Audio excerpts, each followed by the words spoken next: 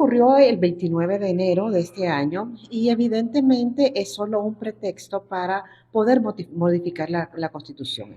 El objetivo principal es eliminar el procedimiento reforzado de reforma constitucional que tenía nuestra Constitución y en este sentido es para poder hacer las reformas constitucionales de manera expresa. Así como más del 43% de las iniciativas que atiende la Asamblea Legislativa vienen del Ejecutivo y casi todas se aprueban con dispensa de trámite, pues entonces de la misma manera hoy será la reforma constitucional, donde podría modificarse cualquier cosa. Desde derechos laborales, por ejemplo, podría ampliarse los periodos presidenciales, el periodo legislativo, el periodo municipal, también podría ser modificado o reducido el presupuesto de la Corte Suprema de Justicia, pero también las garantías que los salvadoreños tenemos suspendidos hace casi 3 años. Con respecto a la ley anticorrupción, ¿cuál es su opinión acerca de esta nueva ley que se ha implementado? ¿Y considera usted que es correcta esa es la forma en que se ha aplicado, digamos, también a chicas, cómo se aplicó? Vaya, en el caso de la ley anticorrupción es una nueva ley, es una ley que es únicamente un refrito de otras obligaciones que ya tiene el Estado salvadoreño en cuanto al combate contra la corrupción. No solo es la reforma de la ley anticorrupción o la nueva ley anticorrupción en materia de anticorrupción que sea lo que se ha aprobado, sino que también esto incluye las reformas al Código Penal y reformas al Código Procesal Penal, que en este caso, bueno, habría que evaluar para cada uno de los casos de las personas que son procesadas por este tipo de delito, si aplican hacia adelante o si se aplica a la anterior, porque eso tiene que ver con un principio que está en el artículo, en la Constitución de la República, que es el indubio pro reo, es decir, siempre se le aplica a la persona que está detenida y que está siendo procesada la mejor disposición, es decir, la más favorable. Igual que, por ejemplo, en el caso de los derechos laborales, se aplica el litubio, en este caso, en favor del trabajador. Y con respecto a la eliminación de la deuda política, se hablaba mucho de que los partidos políticos a lo largo de los años no han sido transparentes con los fondos que se han. Mire, es bien importante el tema de la deuda política porque refleja la hipocresía digamos, de quienes están promoviendo esta reforma. Fíjense que la deuda política tiene instituciones bien importantes que son las que deben auditar la deuda política. La debe auditar la Corte de Cuentas de la República, el Tribunal Supremo Electoral tiene participación, el Tribunal de Ética también y también incluso la Fiscalía General de la República porque los partidos tienen un oficial de cumplimiento. ¿Qué quiero decir con esto? Que lo que se haya producido con respecto a la deuda política, también el Estado tiene mucha responsabilidad. Y decía que esto es un pretexto porque la deuda política no necesariamente se tiene que dar en dinero. Hay muchas formas de entregar la deuda política. Solo Bolivia y Venezuela particularmente son países que le quitaron la deuda política, uno en el año 99 que fue Venezuela y otro posteriormente que fue Bolivia, ahora El Salvador. Pero insisto, hay muchas formas de promover a los partidos políticos, por ejemplo, a través de los medios de comunicación. Se compran espacios en medios de comunicación y los compra el tribunal y los administra el Tribunal Supremo Electoral.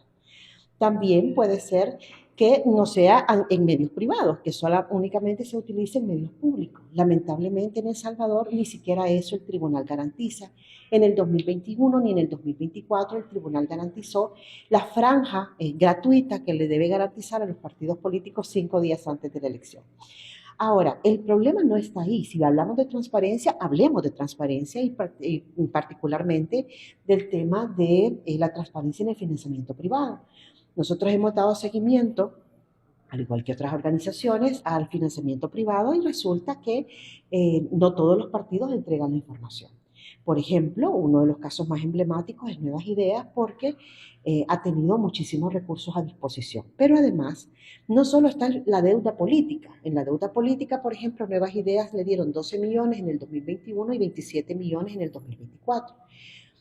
Pero no solo es esta deuda política la que, digamos, no ha sido auditada, en este caso por las mismas instituciones públicas, sino el financiamiento privado. Porque el financiamiento privado es un mecanismo que, si los partidos se apoyan en el financiamiento privado, pueden ser presas precisamente de dinero de origen ilícito.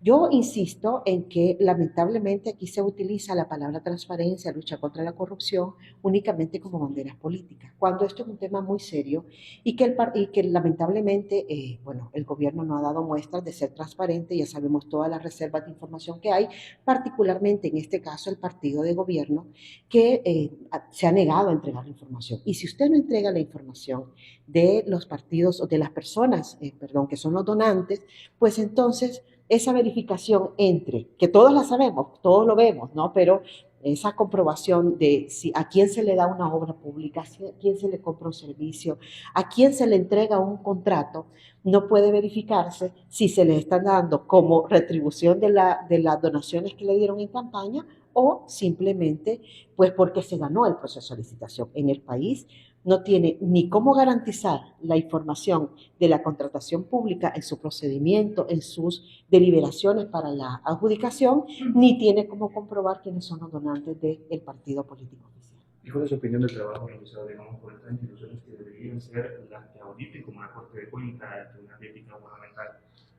Bueno, en primer lugar, nosotros el año pasado presentamos un informe sobre el estado del sistema de rendición de cuentas en el país y hemos verificado cómo la fiscalización es algo que no, digamos, nunca ha sido buena en el país, pero ahora está peor, porque además es una institucionalidad cooptada que responde únicamente a los intereses de un poder, en este caso del Poder Ejecutivo. De lo contrario, el Tribunal Supremo Electoral, por ejemplo, ya hubiera sancionado al Partido Nuevas Ideas por no dar su listado de financistas, porque esa es una obligación que está establecida en el Código, en la Ley de Partidos Políticos. La Corte de Cuentas tendría que haber hecho observaciones si había corrupción, como dicen, ¿verdad? Porque eso es lo que están afirmando, de que por eso es que se quita la deuda. Pero creo que es muy ligero la forma en la que se habla de esto, porque más allá de la inexistencia de la transparencia en la deuda política, en cómo se utiliza, también se le ha eliminado, se le ha limitado el derecho a la población de poder fiscalizarla. Es decir, no solo las instituciones públicas tienen la obligación, sino también los salvadoreños. Pero ¿cómo lo pueden hacer los salvadoreños si no tienen información disponible?